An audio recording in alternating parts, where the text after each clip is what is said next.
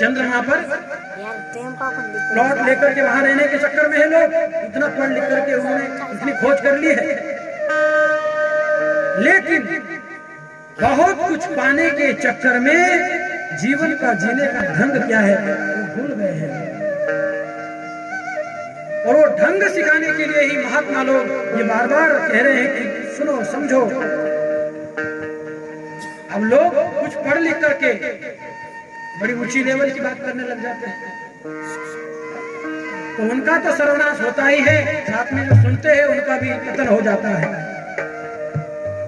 एक बार मेरे पास भी एक बार किसी कथा में शायद मेरे पास एक बार एक सही व्यक्ति आया था, और कहीं ना कहीं तर्क वितर्क लोग करते रहते हैं। उसने मुझसे आकर के पूछा, कथा जब समाप्त हो गई, मैं जब अपनी निवास पर गया तो वहां पर पूछा एक भाई ने कि महाराज ये बताओ हनुमान जी किसके बेटा थे? अब देखो जरा उसके तर्क जरा देखो आप, बुद्धि की विचार पूछने का ढंग उसका। महाराज हनुमान जी किसका बेटा थे? मैंने कहा भैया अंजनी माता का बेटा था।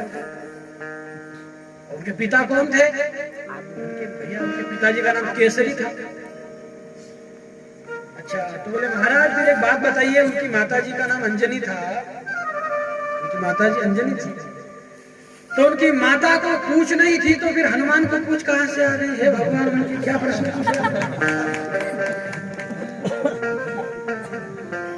ये क्या कौन सा प्रश्न लेके आया है? बोले उनकी माताजी को पूछ तो नहीं थी तो फिर इसको पूछ कहां से आ गया? संतों के अनुसार मैंने उसको कहा कि भैया एक बात बता, तेरी माताजी को मूछ तो नहीं थी, तुझे मूछ कहां से आ गई? बोलिए भक्तवत्सल भगवान की। तो महाराज वो आदमी ऐसा भागा कि 7 दिन तक कथा में दिखा ही। तो ऐसे ऐसे बावले लोग जो है, पढ़े लिखे लोग जो कुछ भी अपने मन से उठपटा पूछने चले आते हैं, वो खुद का तो माथा खाली करते ही है, साधुओं का अक्षर बर्बाद करते हैं। तो मेरे भाई बहन सर्वत्र प्रार्थना है, पढ़ो लिखो कोई बुरी बात नहीं है, लेकिन उस ज्ञान का ठीक ठीक से अर्थ लगाना सीखो। शास्त्र क्या बात क्या बोल रहा है उसको जरा सीखो। अभी रामायण में एक चौपाई आती है, ढोल गवार शूद्र पशु नारी, ढोल गवार सब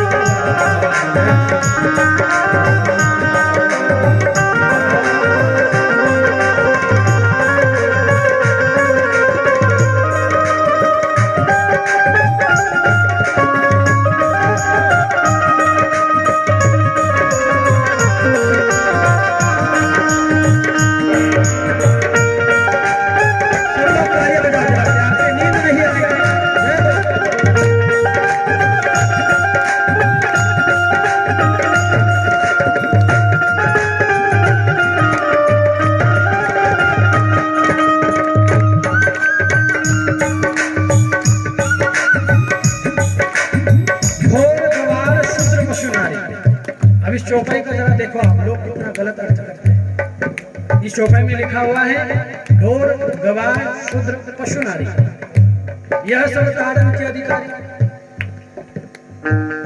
तो क्या ये सब मार खाने के अधिकारी हैं? जैसे ढोल जो ये अभी बज रहा है, अब इसके सामने तुम आरती लेके बैठोगे तो वो बजेगा तो उसको तो ठोकना ही पड़ेगा, तभी वो आवाज देगा। ढोल गवार, जो गवार आदमी है जिसको कुछ भी समझ नहीं रहा है, ऐसे व्यक्ति को भी ठोकना ही पड़ता है, ताड़ना ही पड़ता है। शुद्ध पशु नारी, अब उसमें माताओं को भी लिया कि नारी को भी ठोकना चाहिए। पर ध्यान देना, शब्द की ओर ध्यान देना। क्या लिखा जा रहा है? शूद्र पशु नारी, जो पशु का जैसा जीवन जी रही है, ऐसी स्त्री को भी जो है कभी कभी ताड़ना पड़ता है, तभी वो सही ढंग पे काम करती है। शूद्र पशु नारी। अब कुछ लोग कहते हैं महाराज तो ये बात कहाँ लिखी है? तो बोले रामायण में लिखी है। अरे तो बावले रामायण में लिखी तो है, लेकिन कौन कह रहा है उसका भी तो संदर्भ का ज्ञान होना चाहिए। ये बात समुद्र कह रहा है भगवान राम के सामने कि प्रभु हम जड़ है, हमें हमारे जैसे जड़ व्यक्ति को तो तारना ही चाहिए, लेकिन लोग उसका अर्थ ही गलत कर लेते हैं। ढोर गवार शुद्ध पशु नारी। तो तर्क वितर्क में जिंदगी बर्बाद मत करो, परम सत्य के पास आओ। परम सत्य क्या है? शांति। शांति की तलाश में हर कोई इंसान भटक रहा है, और वो शांति यहाँ पर है, भगवान के चरणों में है। एक भजन में एक पंक्ति आती है, आप सब सुने हैं, सब गाते भी हैं, पर मैं आपको याद दिला दूं। रम ने सुमरी ले, प्रभु ने सुमरी ले, कोड़ जाने पल की। मैं गाऊंगा नहीं, मेरे राम खबर नहीं पल की, हो मूर्ख बात करेगा। अब उसमें एक पंक्ति क्या आती है? भाई भतीजा थारा कुटुंब कबीला, सगाई स्वार्थ की हो मेरे राम, सगाई स्वार्थ। धन जोबन थारू काम न आवे, धन जोबन थारो काम न आवे, अरे माया मतलब की मेरे खबर नहीं पल की,